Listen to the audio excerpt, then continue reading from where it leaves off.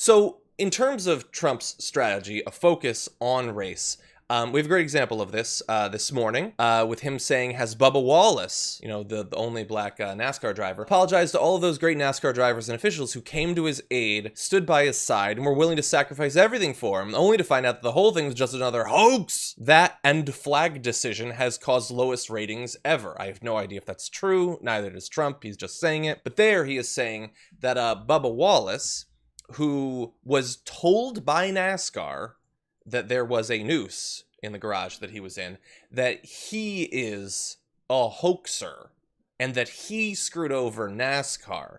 None of this makes any sense, but it doesn't matter.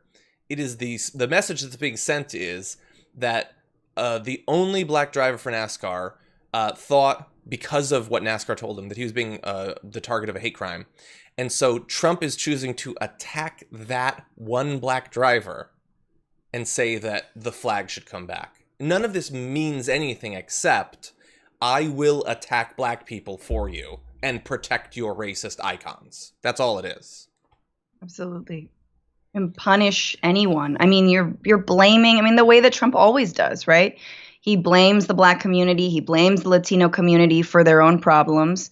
And it's worked out for conservatives and for a really, really, really long time to blame historically oppressed communities for their own issues, not offer any kind of universal services, blame them for needing things like food stamps, Medicaid, etc., and then lifting up any person of color who throws their entire community under the bus, i.e. Candace Owens, right? Mm-hmm. Like that is, and that I think is one of the more disgusting parts about conservatism is that they embrace diversity in the most cynical and the most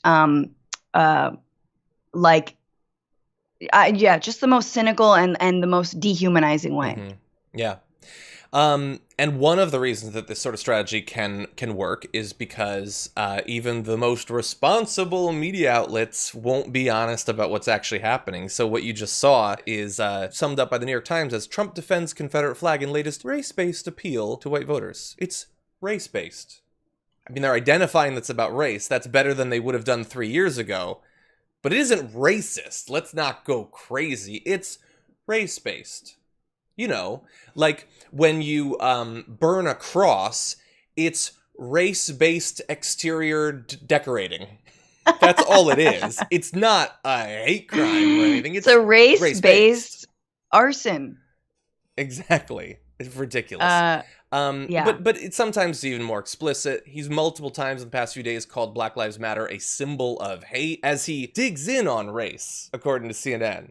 Like a cross might when you mount it in someone's lawn. They're just digging in. It's not racist. Now, obviously, a rational person seeing this knows what it is. But I love that even at this point, CNN and New York Times are like, well, we'll dip our toe. We're not going to really identifying what's going on here. No, but it legitimizes it too, right? It's like when you say digs in on race, what does that even mean? Like, truly, what does that mean? Like, no, he is, acting out his racism and calling to his white supremacist and racist base. Just say that.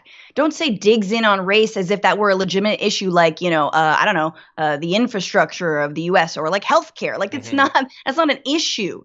It's not an actual thing you can dig in on. Yeah, he's just digging anything. I know, just call it what you're calling it, which is white identity politics, which is exactly, you can easily say white identity politics. But no. Whenever the media talks about identity politics and whenever oftentimes we mistakenly think about it, we only think about people of color or gay people or women, whatever, right? But no, it never applies to white people or white men, especially. Yeah, and if you want to primer on what it looks like, watch literally any episode of Tucker Carlson's show, and that's all it is. White Identity Politics 101. Can I just say really quickly that the New York Times did a great piece about, a fake statue toppling, right? And that a bunch of white militias showed up to this statue, and I can't remember where it was again. If you remember where that, anyway, so.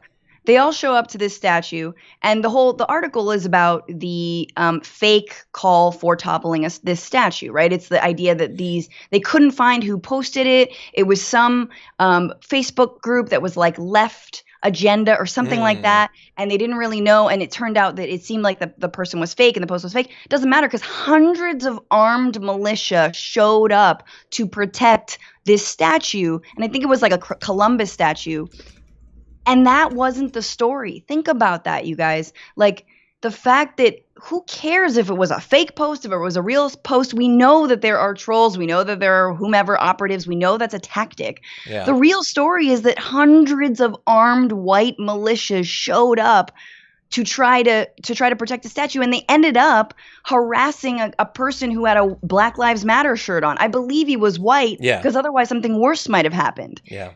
But so just to put that into context, the real problem is not a fake media account. The real problem is that these militias are being allowed to foster.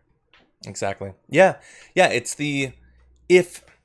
like with the Republican war on voting rights, effectively. If one side is going to have an all-out campaign against something, and the other side won't even acknowledge that that's what's happening, how are you going to stop them from winning that war? Stopping as many people as possible from voting and maintaining the, lock grip, the chokehold of white supremacy over every facet of American society, government, economy, everything. And that's what we have right now.